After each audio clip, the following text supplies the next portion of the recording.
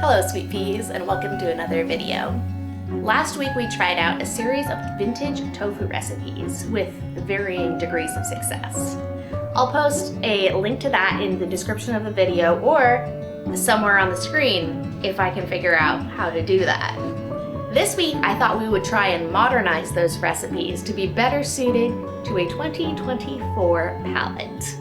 Now before we get started, I have to fill you in on a little mishap. I actually recorded this video yesterday, and when I started looking through the footage, I realized I had somehow recorded the entire thing without sound.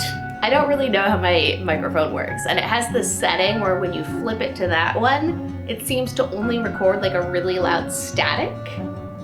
I do not know who this feature is useful to, but not me. So from here on out, I'm just gonna have to fill in all the sound with a voiceover. It is not ideal for any of us, but we shall make do. So passing it off to voiceover Val. Let's start off with the tofu and tahini sauce. I'm going to make hasselback tofu so it will really hold on to the sauce well. I cut the tofu into 2 even pieces, and now I'm going to use a chopstick on either side so I can make some cuts that are thin but don't go all the way through the tofu. That'll help it hold on to the sauce better. Now we're gonna throw on some oil and some soy sauce before gently rubbing it so that that sauce goes in between the cuts that we've made. Next, I also cut up some garlic and we're just gonna stick it in the hasselback tofu as well. Last time they only had us basically warm the tofu, so we're gonna actually roast the tofu. I got the oven set to 400 degrees Fahrenheit and I just threw it in to make it crisp. Now we're going to start on that tahini sauce. I tried to do a 1/4 cup of tahini, but that's a little bit more than a 1/4 cup. I ended up with 2 tablespoons of miso paste, some maple syrup. I believe I did another 2 tablespoons of that. And I also have a tablespoon of water that I think I forgot to get in the filming. I whisked that together and added nutmeg because the original sauce had used nutmeg, as well as some chili powder for heat. Next, let's get started on our creamy tomato soup. I used 2 pounds of tomatoes. Some were from a farm and some were from a grocery store, and I think you can tell which one was which. And so I just cut them into wedges and put them on a baking sheet, along with 1 onion and a few cloves of garlic, just kind of smashed.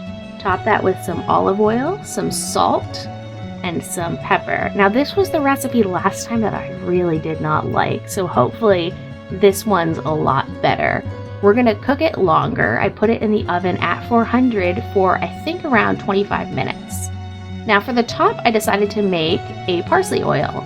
So I just briefly cooked some parsley in water, strained it, put it in a blender with a little bit of water and some oil, along with just a touch of salt, and blended it until it was creamy and beautiful. And there are our tomatoes, all juicy. We're gonna get that into a blender, making sure we get all of that juice and oil because that's where all the flavor is. And then blend it until creamy, beautiful. We'll add some salt, some oregano, just like the original recipe used.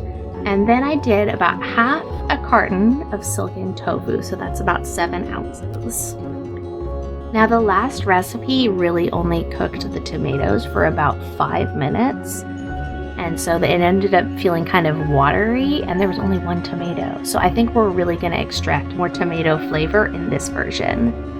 Alright, now I'm going to add all my tomato soup to a soup tureen. Does anyone else have a soup tureen? Just me? Okay. And we will set that aside because our hasselback tofu is done too. I'm going to top it with the tahini sauce that we made. Slather that on. And then some scallions, just like the original recipe used. And then just for a little bit of heat, I topped with some chili flakes as well. Here we are with our tasting. You can see the vintage and the original, and this is going to be the toughest part to describe. I felt like the tofu was cooked better this time, although not as crispy as I would like. I was a bit impatient, and the sauce was much more dynamic, although ultimately a bit too sweet. So today we're going to be rating our recipes on my homemade scale, which ranges from soy bad to tofu king good. I didn't come up with puns for the middle ones. You can see this is where the original recipe was rated, right at the beginning of the yellow, and I put this recipe sort of at the end of the yellow, a little bit towards tofu king good. Ultimately, I think I could have done better. Let's get started with our soup. Here it is. I ladled some of that parsley oil on top. And here is our soup. Again, the vintage on the left, the modern on the right. You can see our version is a lot more soupy and less thick. And frankly, I loved this soup. It is garlicky, tomatoey. It's just really a delicious soup. It's what you want your soup to be. So you can see the first version was in the soy bad, and I bumped this all the way up to the tofu king good. This is the type of soup I want to dip a vegan grilled cheese in. It is delicious. After giving this rating and talking about the soup a lot, I guess, I have a lot of footage of me just sitting here and eating soup. That was a good use of my memory card space, huh? Alright, let's get started on our last recipe. I was really trying to think about how to reinvent their recipe of silken tofu and applesauce into a modern version, and I decided to try a baked oatmeal. So I have a whole thing of silken tofu, some applesauce, a lot of cinnamon, and some raisins that I blended up, tasted, and decided it needed a little bit of maple syrup, so I added that.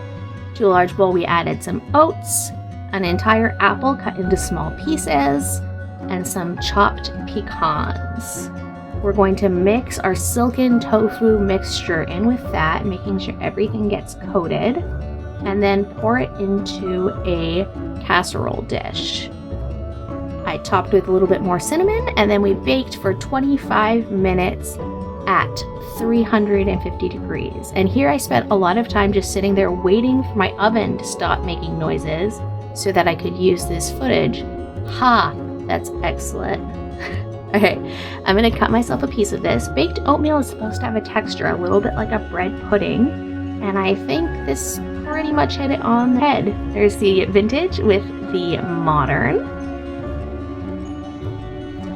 And I like this. I've had it for breakfast the past couple of days now.